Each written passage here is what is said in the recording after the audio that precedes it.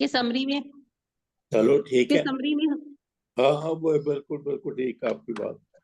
तो एक दो क्लासेस इस तरह कर लेंगे कि एक लंबी सी हिस्ट्री मैं बोलूंगा, आप फिर जो भी वॉलंटियर होगा वो मुझे उसकी समरी बना के बताए। जी सर ठीक है। लेकिन अगले मंडे मैं क्लास नहीं ले रहा, क्योंकि मेरा मंडे को मुझे जाना है, मेरी वीजा की एक इंटरव्यू है मंडे मॉर्निंग। तो मंडे को नहीं होगा, अगले वेडनेसडे को ही होगी क्लास। ठीक है सर। सर ठीक है। तो चल, कोई और पूछे, सवाल पूछे। सर IUGR पे भी एक क्लास रख लें। किसकी? IUGR? जी IUGR सर। जी, आज के बाद तो अगली 2-3 क्लासेस हम यही ऑब्स्टेटिक्स करेंगे। चलो अगली IUGR कर देंगे। और डायबिटीज भी। डायबिटीज कई दफा की है। सर वो हमारे सेशन के साथ नहीं हुई ना।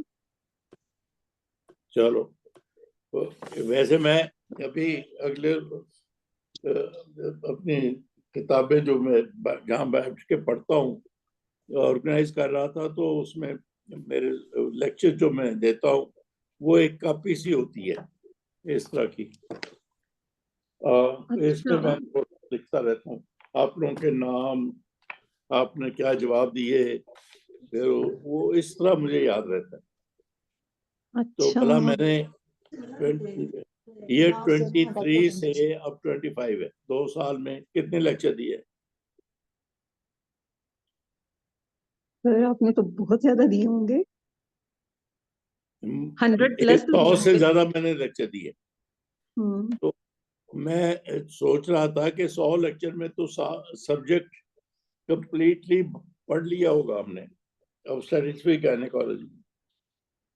तो सर हम आपके लेक्चर ही सुनते हैं। जी, हमें ओप गायनी जितनी भी आती है वो आपके लेक्चर सुन के ही आती है। हम हमेशा आपका लेक्चर सुनते हैं फिर टॉपिक स्टार्ट करते हैं। Thank you for that.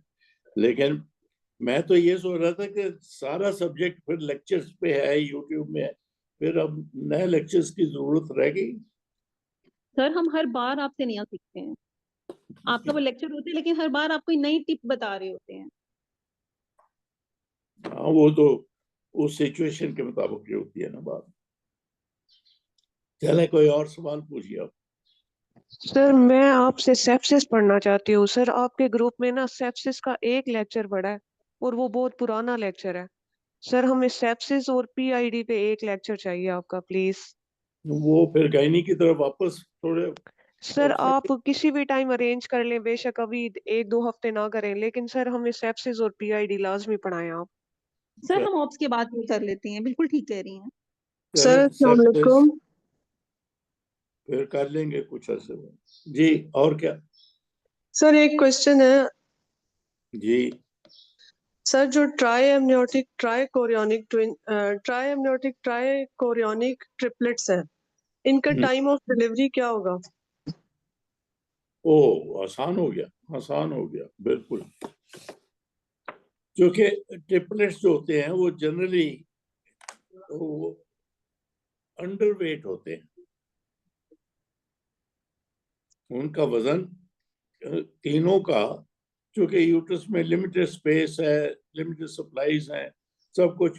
सो वो अगर ट्रिपलेट्स हैं, क्वाड्रुपलेट्स हैं, या जो भी है, उनमें एक चीज बड़ी पक्की है कि वो एलिमेंट ऑफ IUGR होगा।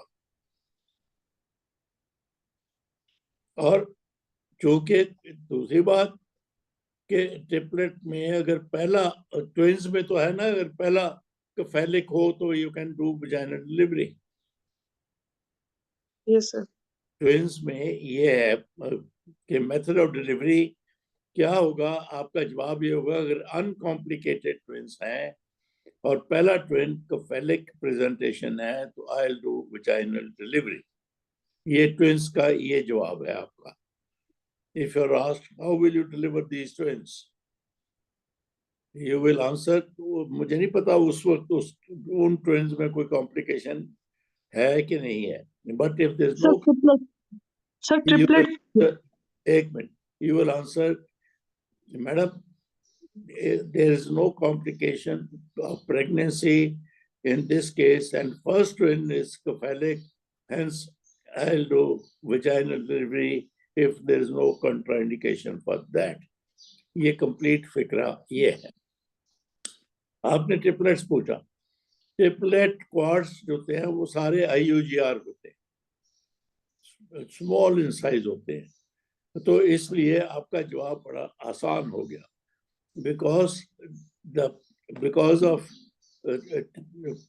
multiple pregnancy, in this case, the size or the weight of twins is this much. बोलिए, अल्ट्रासाउंड में जो उन्होंने बताया है, is this much, and that's why, because they are underweight, I do elective cesarean section.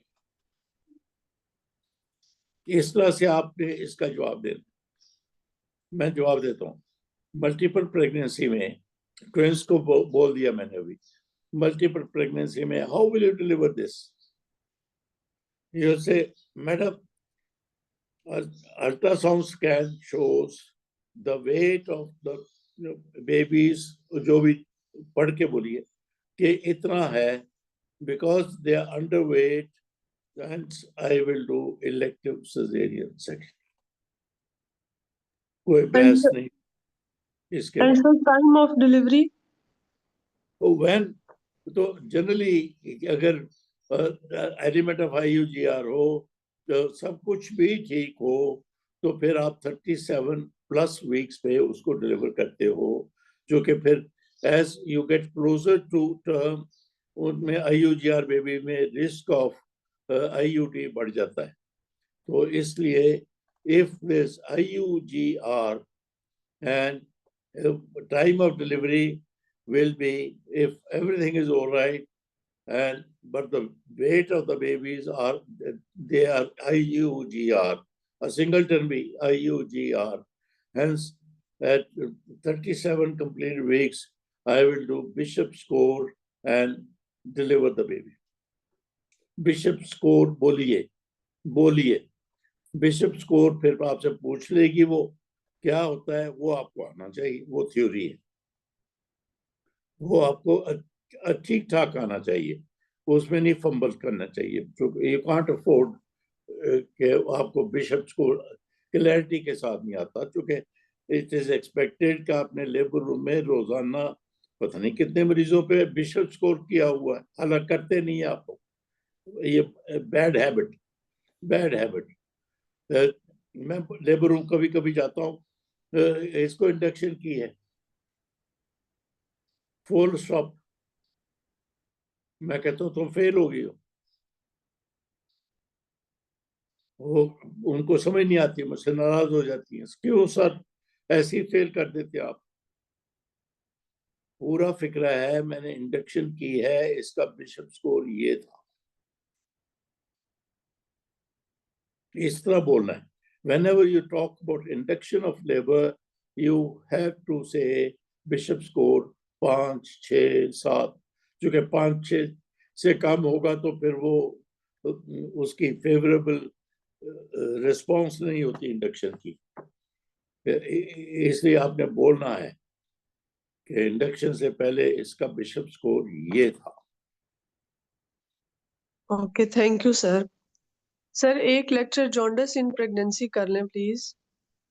मेरा ख्याल होना चाहिए. चलो अभी तो फिर IUGR हो गया, डायबिटीज भी हो गया, जॉन्डिस भी लिख लेता हूँ. ये तो 3-4 लेक्चर बुक हो गए.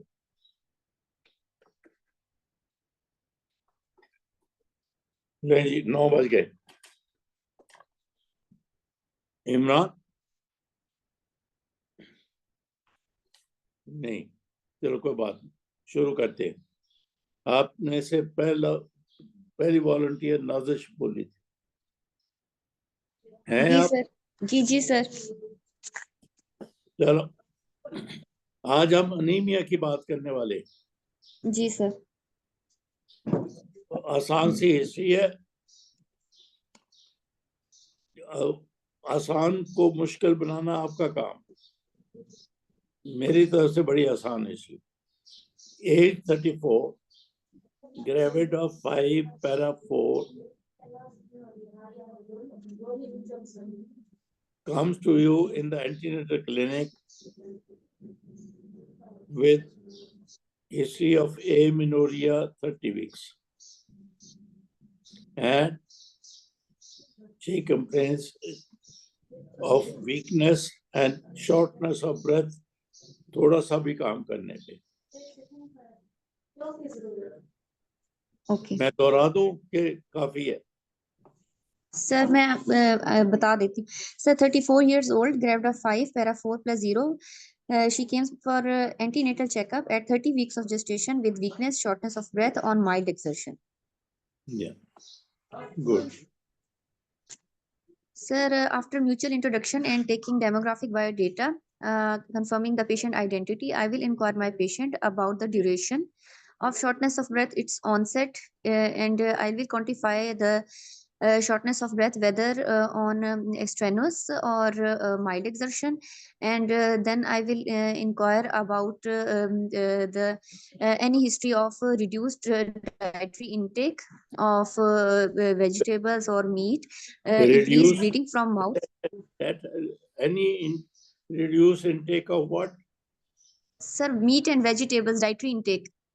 अच्छा, अब सीधा बोलिए, dietary habits. Dietary habits and increase the history of bleeding from mouth, any history of oral ulcers, any history of excessive vomiting in first trimester, and history of any difficulty in swallowing, any history of bleeding per rectum, history of itching per rectum, and history of bleeding per rectum, and any history of recurrent UTI or PV discharge, previous history of heavy menstrual bleeding since menarche, and history of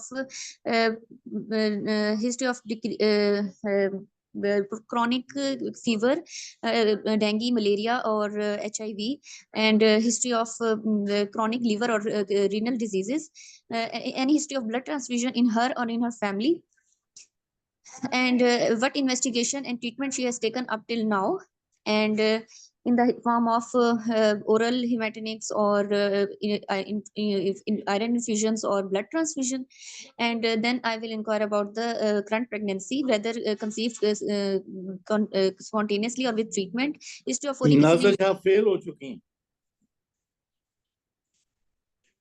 बिल्कुल पक्की पक्की।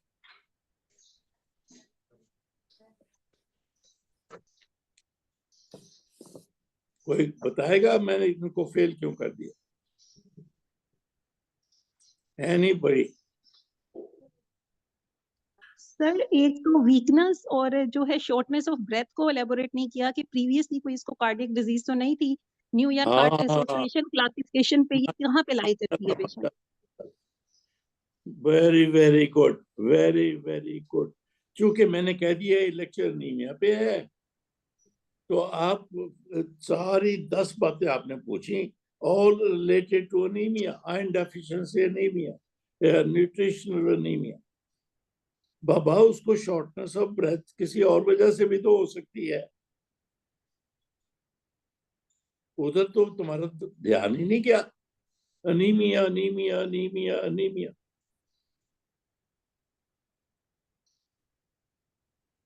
ऐसा नहीं करते, कितनी दफा कहा है, शॉर्टनेस ऑफ ब्रेथ कर ली अनीमिया नाल होंदी है।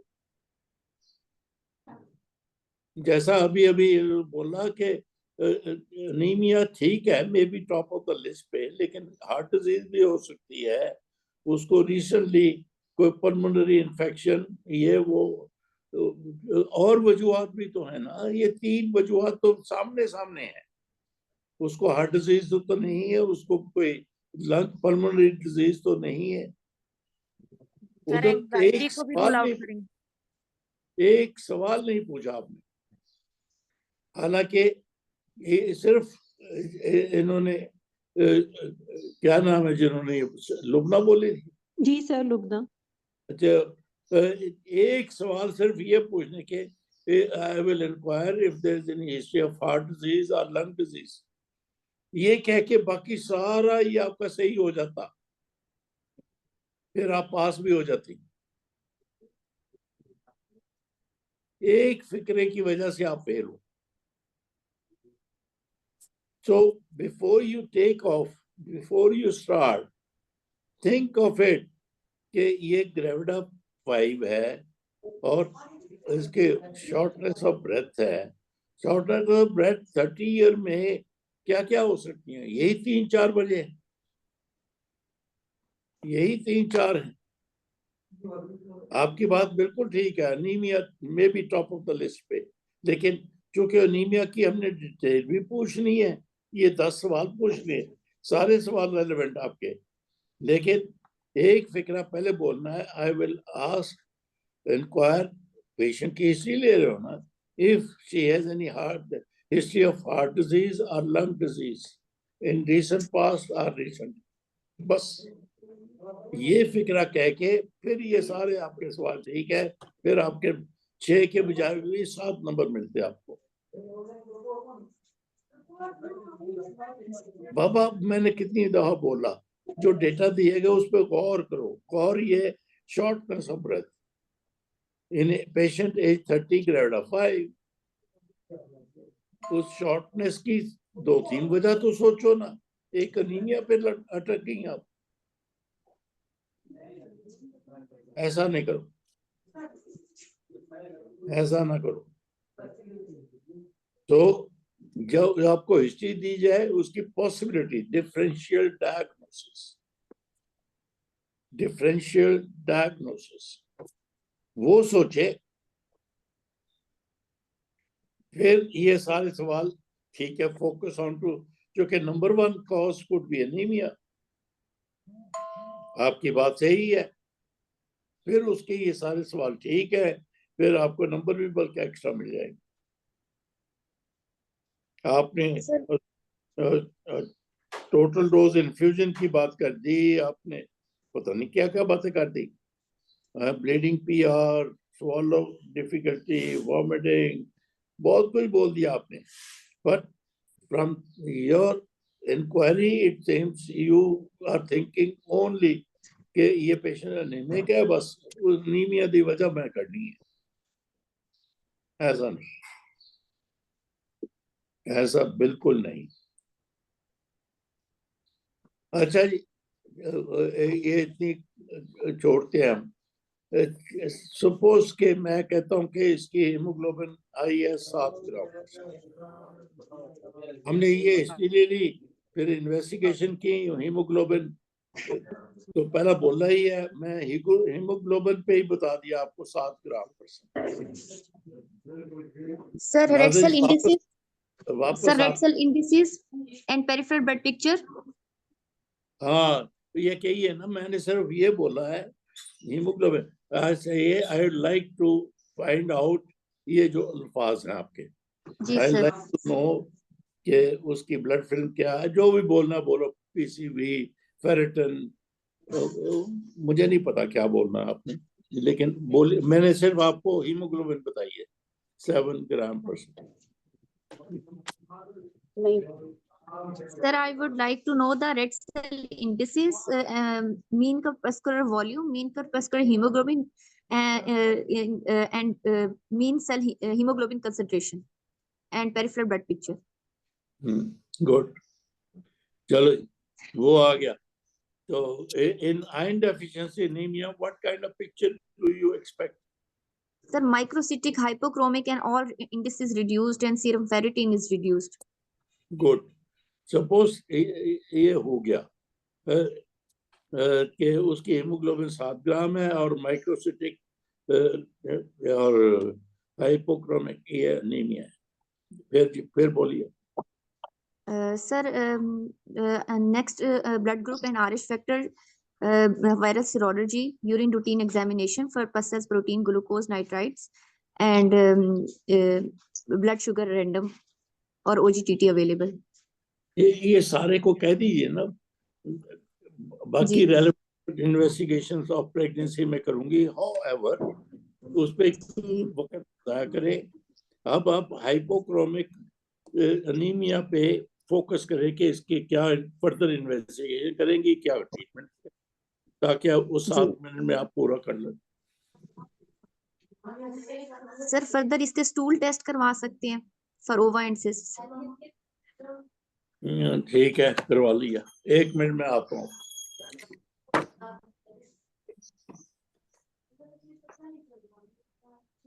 Iron deficiency and its fetal-maternal risk, including maternal infections, risk of antepartum hemorrhage, postpartum hemorrhage.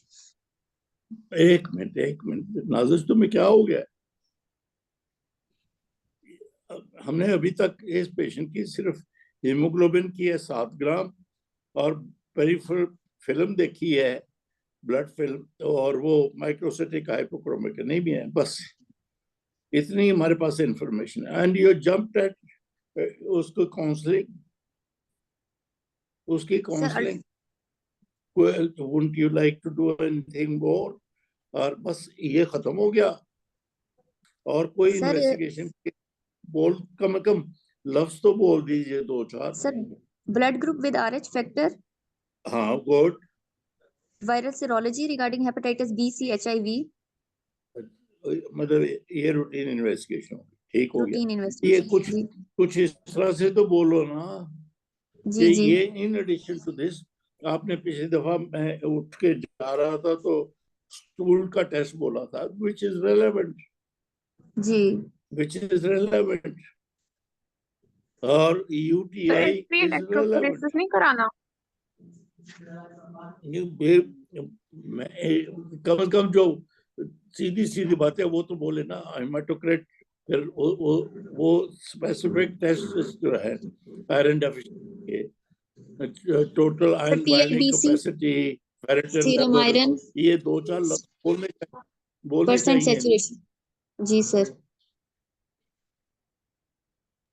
जी फिर चले नाजिश, सर, दोबारा बोलो। in baseline, sir, I want her iron panel investigations, including her hematocrit, mean corpuscular volume, and mean corpuscular hemoglobin, mean cell hemoglobin concentration, and serum ferritin.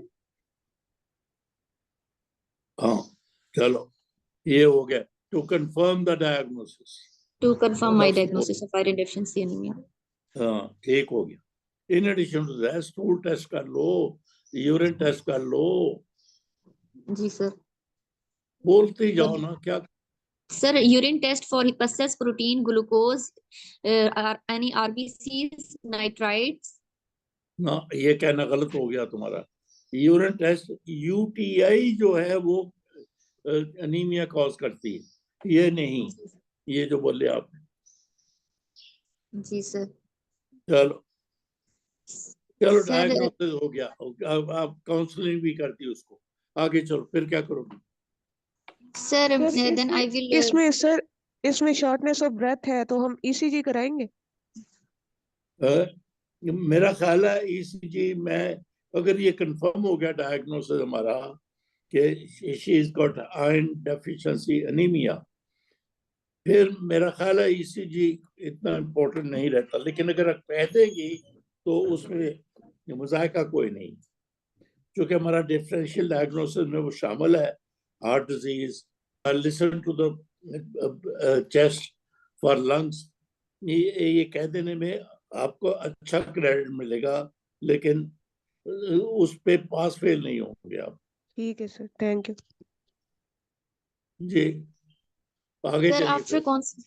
Sir, after counseling my patient about the iron rich food and dietary modification, I will after confirming the compliance or use of oral hematinics, I will offer my patient iron carboxymaltose, as if she is non-compliant to iron. How will you give that? Orally, After calculating the dose according to Genzani formula, which is normal hemoglobin minus patient hemoglobin multiply 2.21 multiply weight of the patient and plus 1000. ये 1000 क्या है plus? Sir, iron stores. and fetus. Yes. Good, चलो वो हो गया। तो आपने उसको यानी सीधा पैरेंटल आयन दिया, जी सर। कार्बोक्सी माल्टोज जो है वो इंजेक्शन है ना? जी जी सर। 500 मिलीग्राम। ये सुन लीजिए, सुन लीजिए। इस patient, I take you back, कि ये पेशेंट 30 वीक्स पे है और उसकी हीमोग्लोबिन 7 ग्राम है और वो ब्रेथलेस है। आपने सीधा उसको, मुझे नहीं पता TDAG है कि इंटरमिटेंट इंजेक्शन दिए हैं, तो आयन दे के फर्क कर दिया। You think this is the right treatment for? Sir, first of all, I will infuse her 1 Paxil volume, and after that, I will check on the next day that whether ये तो नहीं बोला, ये तो नहीं बोला, ना ना ना, ये नहीं बोला। सर इसकी ये नहीं मैनेजमेंट बोला। मैं बताऊं? तो जी आपकी बारी आ जाती है, पहले जरा इनकी पॉलिश कर दो। तो नाजिश ये नहीं बोला तुमने, जी सर। आपने सीधा उसको पैरेंटल आयन दे दिया बस। क्या आई टेक यू बैक, आज पता नहीं मैं तुम पे इतना टाइम क्यों दे रहा हूँ, कि पेशेंट 30 वीक्स की प्रेगनेंसी पे है, ग्रेविडा 5 और शॉर्ट ऑफ ब्रेथ है, हीमोग्लोबिन 7 ग्राम है, आपने उसको पैरेंटल आयन दे के फर्क कर दिया। ये तो नहीं ना, ऐसा ना करो, ऐसा ना करो।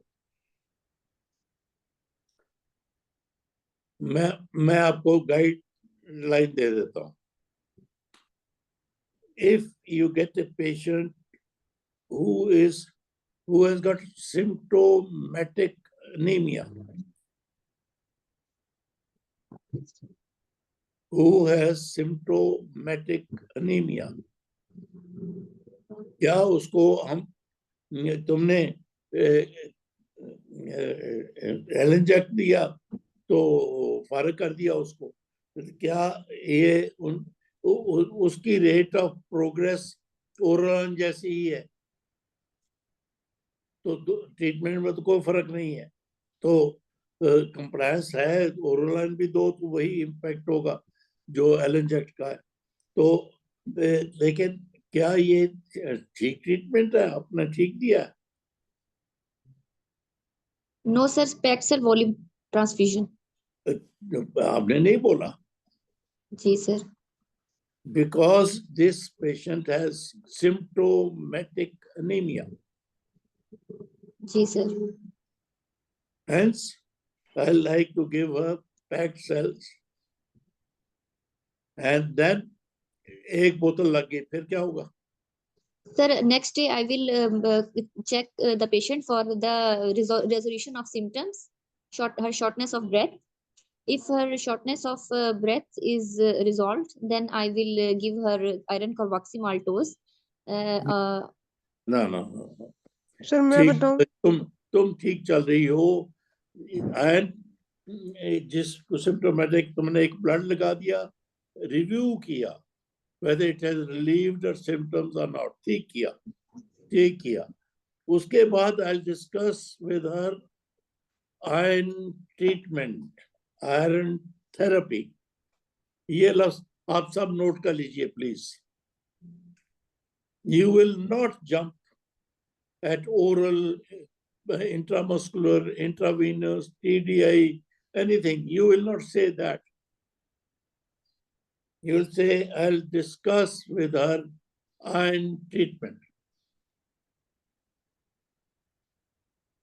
Because आप किसी रूट से भी दें, rate of progress is 0.8 gram per week.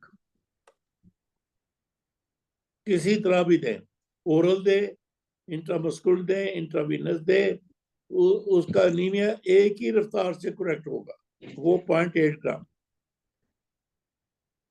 इसको 1 ग्राम भी पढ़ दें तो कोई हर्ज नहीं। इसलिए ये डिसाइड करने से पहले ओरल देना है, इंजेक्टेबल देना है, टीडीआई देना है, केसला देना है, आपका किताब में इस तरह नहीं लिखा हुआ। यहाँ पे आपसे you will say the choice is oral, intramuscular, intravenous. Before prescribing, I will discuss with the patient about compliance. If compliance is there, no harm in giving a oral. उसके 2-3 नाम आपको आने चाहिए, फ्यूमरेट, सक्सिनेट वगैरह वगैरह वगैरह, sulphate, fumarate, succinate, ये 2-3 नाम इस तरह से बोले. Choice I'll make out of that. किसी को मेरे इस स्टेटमेंट से इत्तेफाक नहीं, इख्तलाफ है तो बोलो.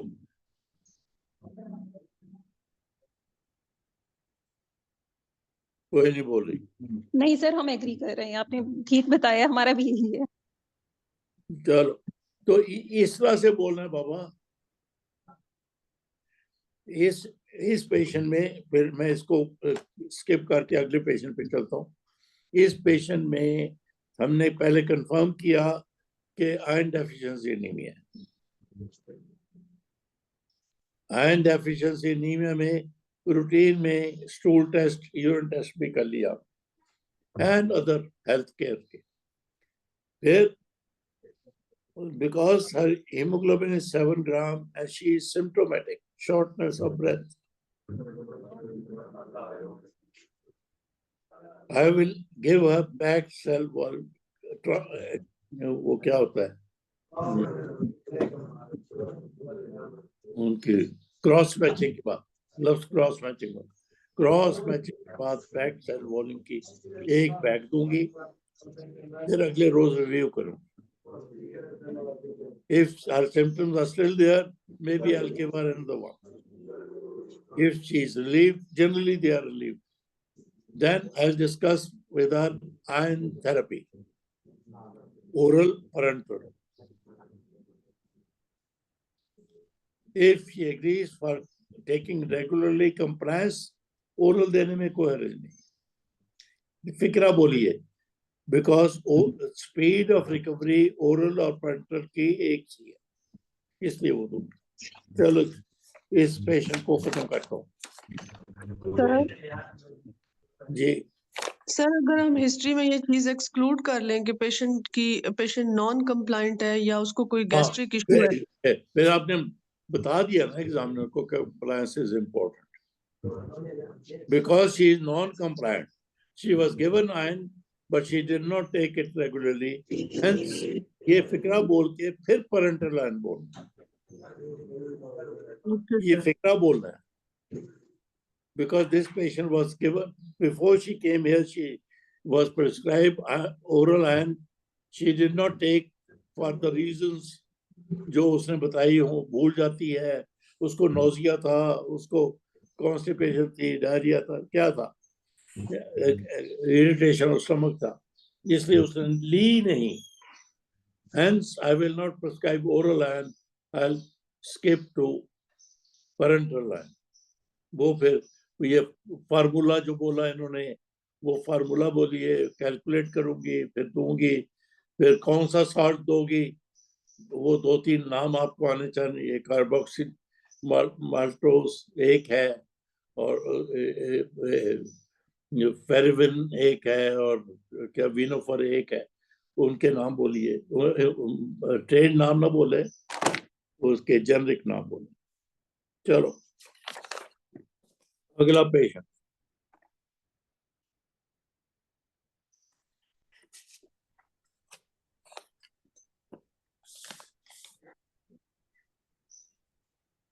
लो जी, पेशेंट एज 20. अगली वॉलंटियर कौन है? सर मैं हूँ, जी डॉक्टर सर। लुबना. कौन है? सर मैं डॉक्टर लुबना हूँ, अगली वॉलंटियर. लुबना जी. भाई आज तुम नहीं फेल होना चाहिए, अगर हुए तुम नाराज हो जाओ. तो patient age 25, primary gravidia, Okay. come to you at 26 weeks.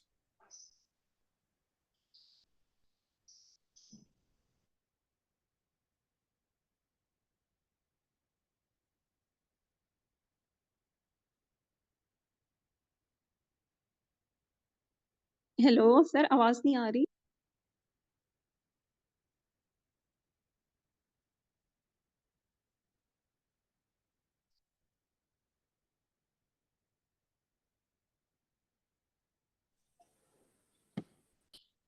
आवाज आ रही है अब?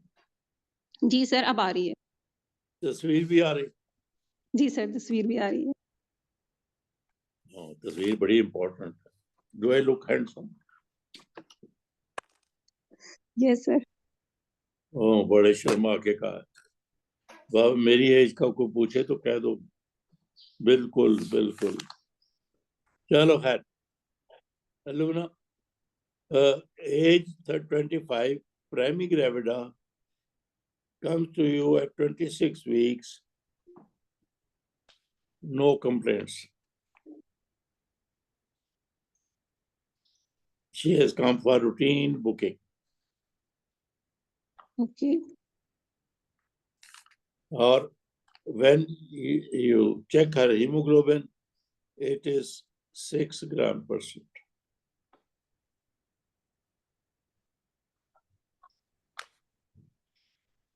चलो। Okay.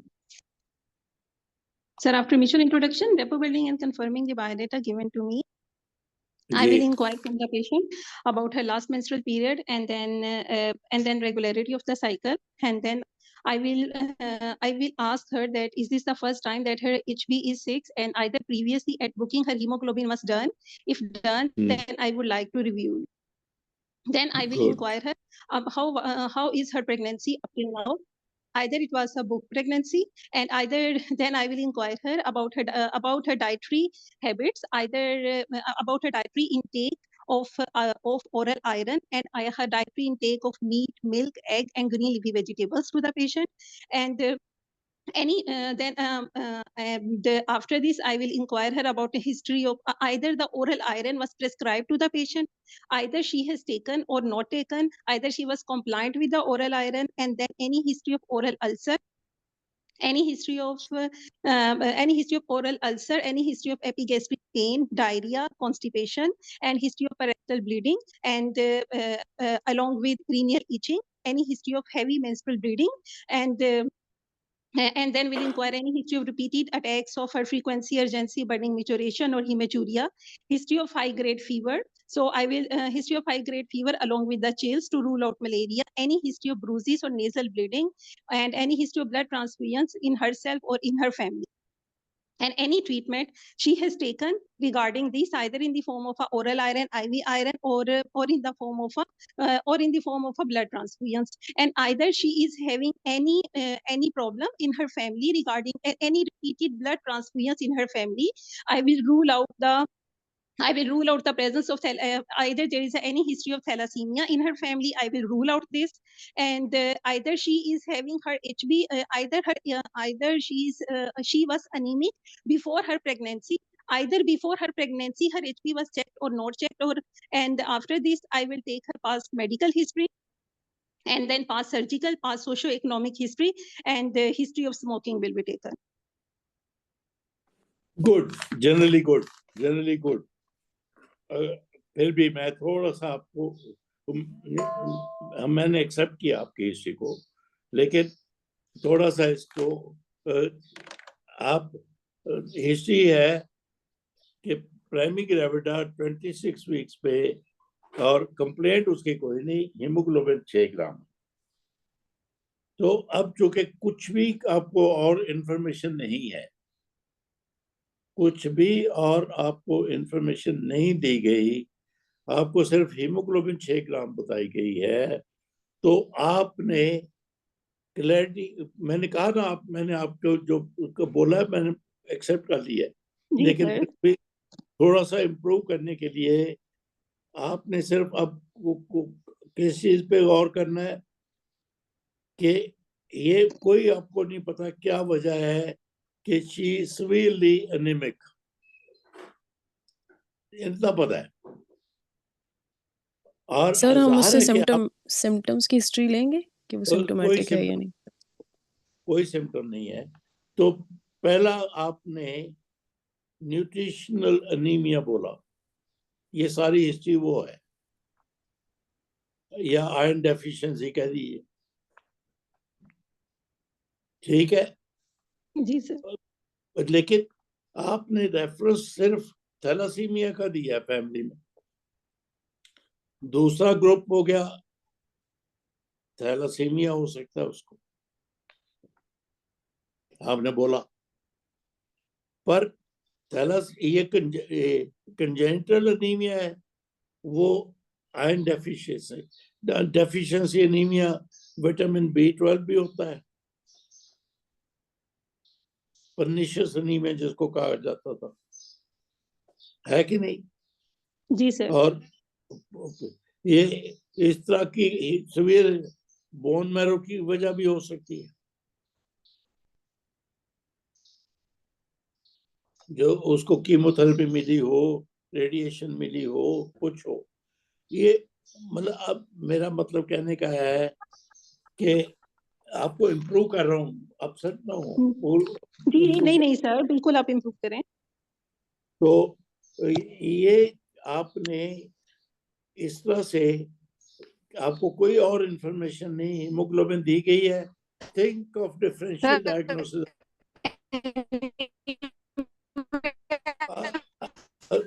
आपकी आवाज कट कट के, think of various types of anaemia, और उनका रेफरेंस आपने एक एक फिक्रे में दे देना।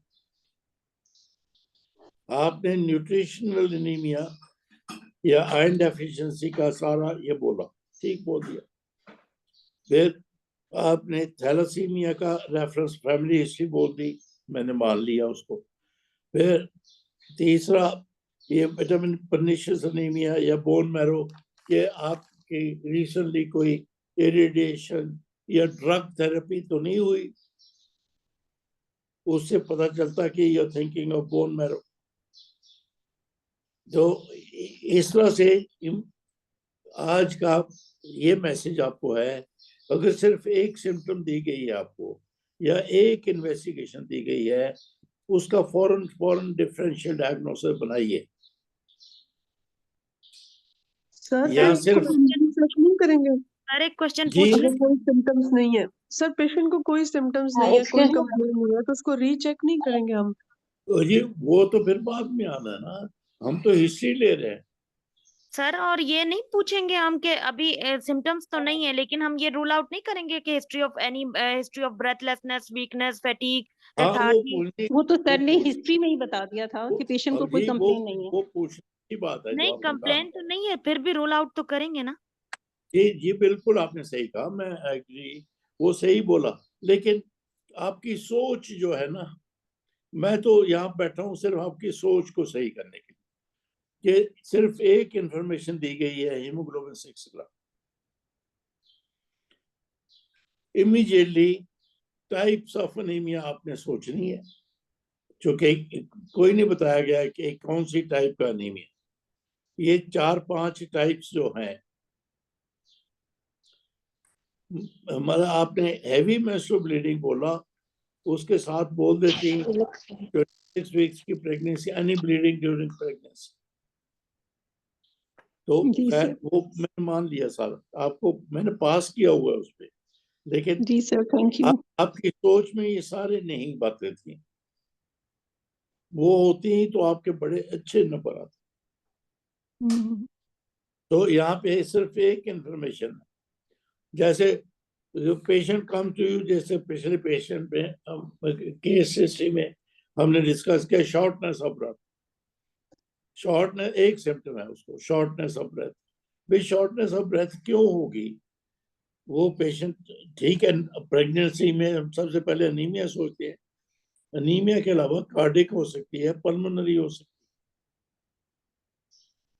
और उसके सिर्फ एक फिक्रा पूछना है, any history of cardiac disease, any history of pulmonary disease, फिर आप आयन पे। और इसी तरह यहाँ पे टाइप्स ऑफ अनीमिया हमने सोचा, ये 3-4 टाइप्स, उसका एक सवाल पूछना, मतलब आयरन डेफिशिएंसी को एलेबरेट पूछना जो इन्होंने पूछा, लेकिन थैलासीमिया फैमिली हिस्ट्री एक सवाल था। और ये विटामिन B12 की प्रेगनेंसी से पहले भी कभी उन्होंने हीमोग्लोबिन चेक करवाई, या कोई इलाज करवाया, या कोई टेस्ट करवाया, या बोन मैरो का कि रिसेंटली कोई रेडिएशन, कोई कीमोथेरेपी, कोई इस तरह से तो नहीं हुआ। यहीं पे होती तो आप यहाँ बेहतर मार्क्स से पास हो, आप बेहतर मार्क्स से पास हो। जी सर। होगी बात? जी सर, हो गई। चलो जी, और नेक्स्ट एग्जामिनेशन। अब इससे अगला पेशेंट पर चलते हैं, क्योंकि देखो ना, एक्सक्यूज मी सर। जी अगला वॉलंटियर कौन? जी सर, मैं सर मैं फातिमा। करूं? सर मैं करूं? Fatima sir sir. एक बात पूछनी थी। जी ये वॉलंटियर Excuse me, sir? जी सर, शकीला, मैं सर एक बात पूछनी थी। शकीला है हेलो जी, जी पूछिए। सर, फातिमा। सर ये जो पेशेंट अभी प्राइमरी ग्रेविटा थी, तो सर इसमें हैं? हम लोग प्रीवियस हैवी साइकिल की हिस्ट्री भी तो लेंगे ना, हैवी क्या मेंस्ट्रुअल बोले? ब्लीडिंग की साइकिल की हिस्ट्री। हाँ वो सर बिफोर प्रेगनेंसी। इन्होंने बोला था HMB हैवी मेंस्ट्रुअल ब्लीडिंग पूछी थी। ठीक है सर। इनके सवाल में वो था, मैंने लिखा हुआ HMB जी जी हैवी मेंस्ट्रुअल ब्लीडिंग इन्होंने पूछी थी, बल्कि बहुत अर्ली पूछी थी। ओरल ठीक है। लिया कि नहीं लिया, एपिगैस्ट्रिक कोई पेन शेन तो नहीं, और फिर इन्होंने हैवी मेंस्ट्रुअल ब्लीडिंग पूछी, फिर UTI पूछा, कोई बुखार पूछा, कोई ट्रांसफ्यूजन पूछा, ये वगैरह वगैरह, ये इनके लिखे हुए सवाल। तो आपकी बात सही है। ठीक, चले। ये गुल है। Fatima sir. Who is the volunteer? Fatima sir. चलो जी फातिमा, आप कहाँ से बोल रही हैं? सर लाहौर से। कहाँ लाहौर में?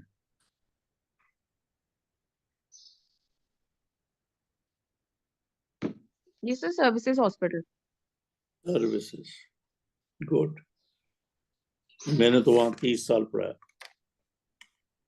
चले, patient age 30, gravida 2 para 1, come to you at 36 weeks, hemoglobin 9 gram. बोलिए।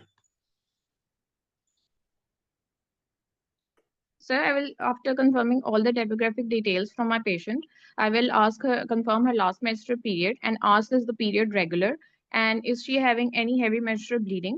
Then I will ask her what medications she has taken so far in the pregnancy, any iron and calcium supplements she has taken. Is she had any IV iron infusion or any oral iron taken in the pregnancy or no? Any history of blood transfusion.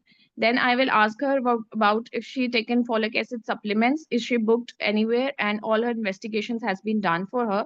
Then I will ask for her if she is having any history of pica intake in the form of any pica intake, and then I will ask her if there is any perineal itching, any long-standing diarrhea that the patient is having.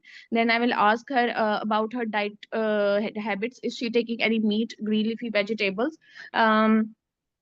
In this and then I will ask her her symptoms. Is she having any fatigue, shortness of breath, easy fatigability?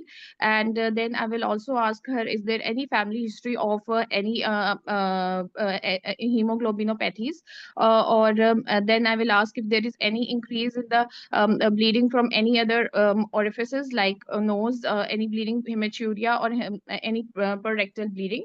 Then I will ask if there is further on, I will ask if there is any history of blood transfusion or any history of shortness of breath till now.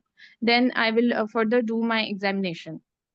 Further, I will ask her a previous obstetrical history. I will ask in detail when was her last child born, what previously did she had anemia in the previous pregnancy, what was the mode of delivery, any antenatal, intrapartum, and postnatal complications. Then I will review her medical history, personal, social, mental, and surgical history in detail.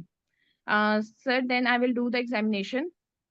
In the examination, I will do the BMI of my patient, vitals, blood pressure, pulse, temperature, respiratory rate, and then I will do the I will look my patient is pale looking and see for any jaundice, any thyroid enlargement, doing the breast, cardiovascular, and the respiratory examination in detail, and then I will be doing the abdominal examination to confirm the symphysiofundal height, lie, presentation, and the fetal heart rate and the fetal estimated fetal weight, and any contractions at the time of examination present or no. Sir, then I will proceed towards the investigation. So in the investigations, I will do the baseline investigations for the general well-being of my patient, the complete blood count with hemoglobin for with date, for hemoglobin, total leukocyte count, platelets, blood group, and Rh factor, hepatitis B surface antigen, anti-HCV antibodies, urine complete examination for pus cells, protein, ketones, blood sugar, fasting, or oral glucose tolerance test present or no. So then further, I would like to know the RBC indices, the mean corpuscular volume, mean corpuscular hemoglobin concentration, and the mean corpuscular hemoglobin. So further, I would like to know the serum ferritin and the peripheral smears. So then I will further, I would like to also know the dating scan, anomaly scan, and the recent scan of the patient for fetal biometry, well-being, placental localization, amount of amniotic fluid index, and the estimated fetal weight. So then I would like to manage my patient. I would so based on the history, examination, and investigations, I will counsel the patient regarding the diagnosis that she is having anemia in pregnancy, and this is the nutritional anemia. And then I will tell her that I will counsel about the lifestyle modification. I will deworm my patient. I will tell her about the intake of the oral green leafy vegetables. So as my patient is at 36 weeks of gestation, she is close to term. So there I will tell her the fetal-maternal implications. As my patient is close to term, so and her hemoglobin is 9 grams per deciliter, I will give her 1 packed cell transfusion. And then I will give her oral iron in the therapeutic dose. And sir, I will repeat her hemoglobin after blood transfusion after 24 hours. And then I will discharge my patient on oral iron and also deworming and lifestyle modification and green leafy vegetables. I will tell her about the importance of taking oral iron, and I will give it in the therapeutic dose of 100 to 200 milligram and repeat the hemoglobin after 2 weeks. Sir, my aim is to keep her hemoglobin up to 11 grams per deciliter. And sir, once I will wait for the spontaneous onset of labor. Once she goes into labor, then I will do one-to-one care, continuous electronic fetal monitoring. Sir, I will also cross-match blood. I will be vigilant for postpartum hemorrhage. And sir, once the baby is, I will do the active management of third stage of labor. Once the baby is delivered, I will hand over the baby to the pediatrician. And further, sir, I will on the discharge, I will tell the patient about the बिल्कुल ठीक है. Generally सारा आपने cover किया है. Good. मेरे ख्याल में तो आपने काफी अच्छा कवर किया, पास हो जाएंगे. लेकिन 2-3 बातें जो आपको सारा अच्छी लंबी हिस्ट्री ली, लंबा आपने एग्जामिनेशन भी लंबा किया, और थोड़ा सा लंबी हिस्ट्री को थोड़ा कम किया जा सकता है. लेकिन आपको बताना ये कि अगर हीमोग्लोबिन 9 ग्राम है, first I will like to make a type of anaemia diagnosis. उस पे जरा आपने काफी एम्फेसिस नहीं किया. मतलब इन्वेस्टिगेशन में आपने बोला CBC, haemoglobin, blood group RH, फिर यूरिन पे चली गई, बस एना क्यों बोलिया? इतना सा आपने इन्वेस्टिगेशन में ये बोला अनीमिया पे. सर बाकी तो भी मांगे थे और सीरम यूरिन, ब्लड शुगर, फिर आरबीसी पे आई, फिर फेरेटिन पे आई. ये फिर बाद में स्कैन पे चलेगी। लेकिन मैं ये कहना चाहता हूँ, वही बात जो मैंने पिछले केस में बोली कि आपको थोड़ा सा, चूंकि शी इज एनेमिक, 2 बातें इस सारे केस में आपके पास होने पे जरूरी हैं। 2 बातें। नंबर 1, वो जो पिछले केस में हुआ कि I would like to investigate and find out the type of anaemia. Anaemic तो है ना, non gram, the type of anaemia, ये फिक्रा। उसके फिर वो कैसे ब्लड फिल्म से होगा, आयरन डेफिशिएंसी कहाँ से होगी, विटामिन B12 की, और क्या क्या क्या वो। तो I like to find out the cause of anaemia और द टाइप ऑफ एनीमिया। ये एक फिक्रा बोलना जरूरी है इसमें। और बोल के फिर वो जो आपने इन्वेस्टिगेशन करा, उनको 2-3 और उसमें ऐड कर दी होती। तो फिर मैंने अभी भी पास किया हुआ, माफ करना, मैंने आपको फेल नहीं किया हुआ, वो पास किया हुआ। और ये करके फिर उसका करेक्शन आपने सही बोल दिया कि एसिम्प्टोमेटिक है। 9 ग्राम पे आपने एक बैग दिया, उससे समझो 10 हो गई। 36 वीक्स पे है, आपके पास 2 हफ्ते कम से कम है, उसमें आपने ओरल या पेरेंटल लाइन से उसको 11 पे ले आई। आपने लफ्ज 11 बोला हुआ है, ठीक हो गया, ठीक हो गया। सर इसमें सीरम फोलिक ऑफ एक मिनट, 11 पे हो गया। देखिए, जब वो लेबर में गई, आपने एनीमिया अफेक्टिंग लेबर, उस पे जरा ज्यादा जोर नहीं दिया ही नहीं, बल्कि PPH सीधे चली गई आप। तो के जी, because of anaemia her labour could be prolong, और हाइपोटोनिक हो सकती है, और वगैरह वगैरह वगैरह। तो उसके लिए मैं क्या करूंगी, क्लोज मॉनिटर करूंगी, इफ नीड भी लेबर को एक्सेलरेट करूंगी। ये अल्फाज नहीं बोले मैं तो। लेकिन और अब ब्लड आपने बोला, I keep blood ready, very very good, तभी मैंने पास भी किया। तो सम इट अप, आपने अच्छा प्रेजेंट किया, बट अगेन जो पिछले केस में था वो इसमें भी है कि I like to find out the type of anaemia. ये अल्फाज होने चाहिए, द टाइप ऑफ एनीमिया। नहीं बताया गया ना, आपने ढूंढना है, आपने ढूंढना। फिर इन्वेस्टिगेशन में वो टाइप ढूंढने के लिए 2-3 टेस्ट और डालिए इसमें। तो सीरम और फोलेट और सीरम विटामिन B12। जी बोलिए, बोलिए, ठीक कहा। तो मतलब उसको पता चले। आपने फैमिली हिस्ट्री बोल दी कि उसके थैलेसीमिया या ब्लीडिंग डिजीज की तो नहीं है। ये आपने डिजीज नहीं बोला था, ब्लीडिंग PR वगैरह पे चली गई, लेकिन कुछ बोला। लेकिन आपने ये टाइप ऑफ एनीमिया पे इन्वेस्टिगेशन में जोर देना है। और क्योंकि वो एनीमिक पेशेंट है, लेबर में जा रही है, तो लेबर पे उसका एनीमिया का असर क्या है, हाउ विल यू मैनेज। ये 2 बातें आपकी मिसिंग थी, उन पे जरा इम्प्रूव कीजिए, तो आपके नंबर 6 की बजाय 7 मिल जाएंगे। सर इसमें हमने HB इलेक्ट्रोफोरेसिस कराना है पेशेंट का? अगर फैमिली हिस्ट्री है और आपके ख्याल में, और सर B12 और फॉलिक एसिड भी करवाना है क्या, अगर जी कोई हिस्ट्री बिल्कुल ना हो? करवाना है, वो तो लाजम। हालांकि B12 डेफिशिएंसी बहुत ही कम है, मे बी 1-2% है, लेकिन इम्तिहान में बोल रहा हूँ। चलो जी। सर एक अगर बार MCHC नॉर्मल डिक्रीज हो तो फिर हम HB इलेक्ट्रोफोरेसिस कराते हैं?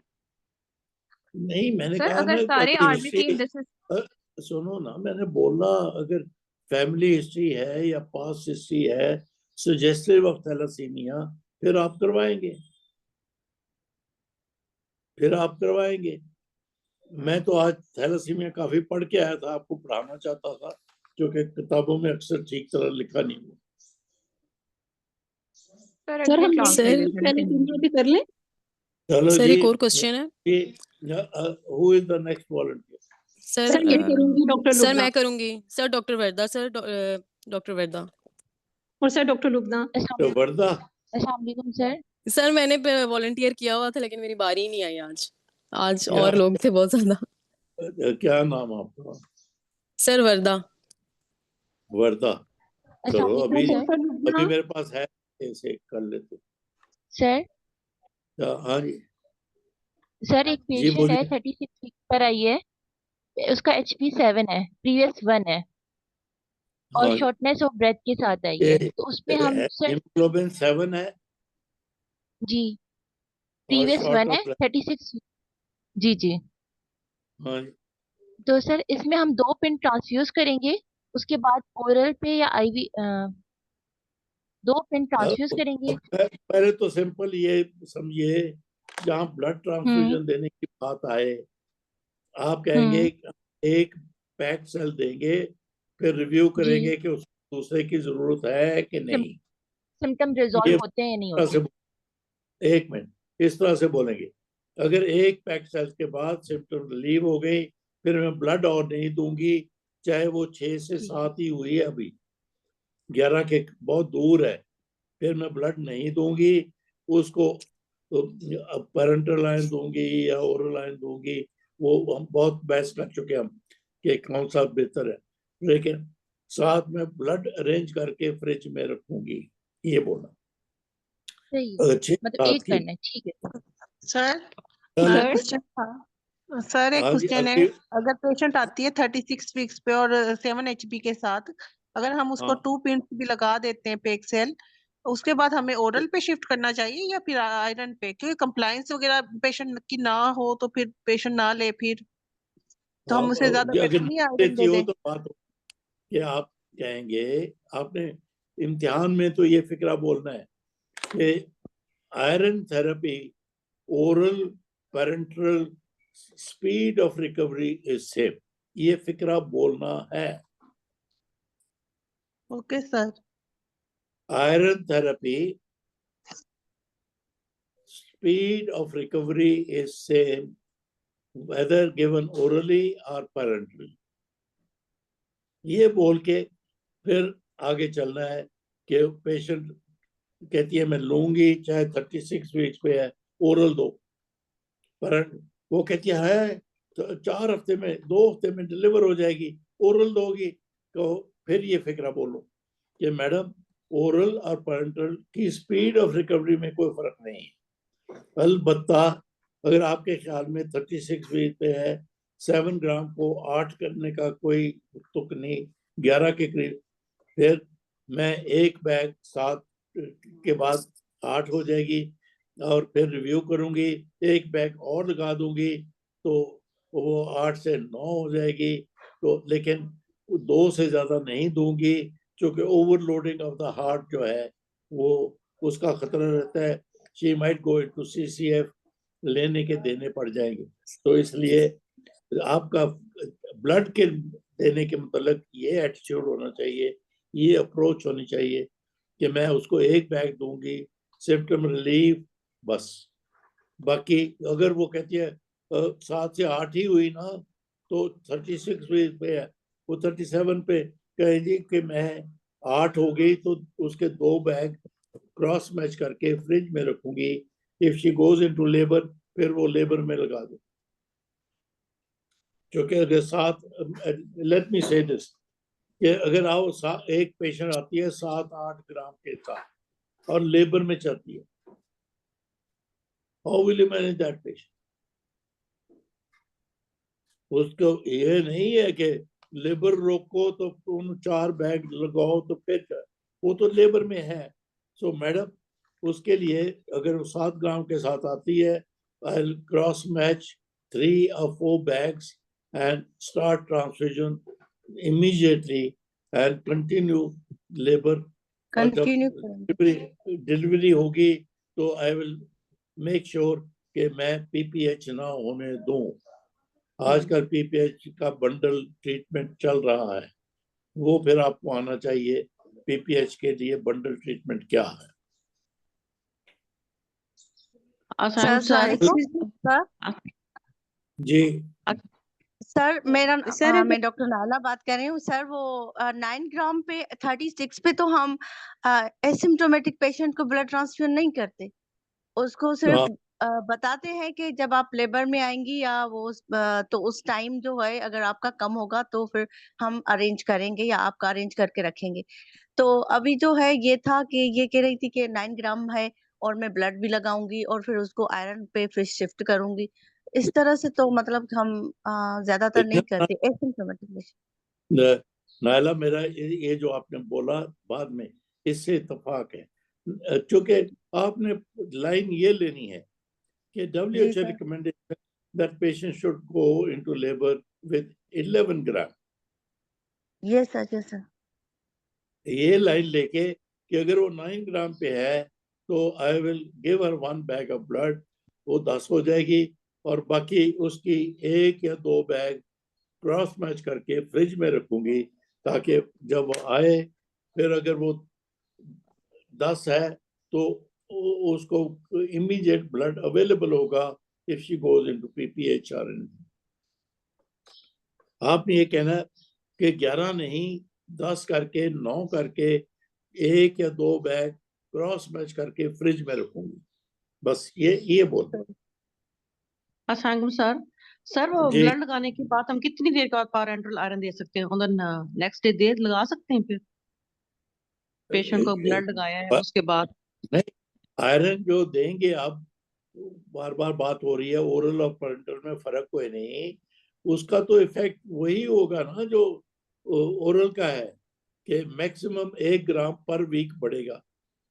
Yes sir. नहीं सर, ब्लड लगाने के बाद आपने ब्लड आज लगाया है पेशेंट को, तो नेक्स्ट डे से हम अगर वो 7 ग्राम की थी, आपने 1 बैग दिया, उससे 8 हो गई, पैरेंटल आयरन दे दिया, तो उसका मतलब ये तो नहीं कि पैरेंटल आयरन से फौरी आज ड्रिप लग गई TDI टोटल डोज तो अगले दिन वो 9 हो जाएगी, नहीं, उसका रेट ऑफ प्रोग्रेस वही होगा कि 1 ग्राम पर वीक, 0.8 ग्राम पर वीक करो। सर मैं सिर्फ ये पूछना चाह रही थी कि ब्लड लगाने के बाद कितने गैप से हमने आयरन स्टार्ट करनी है?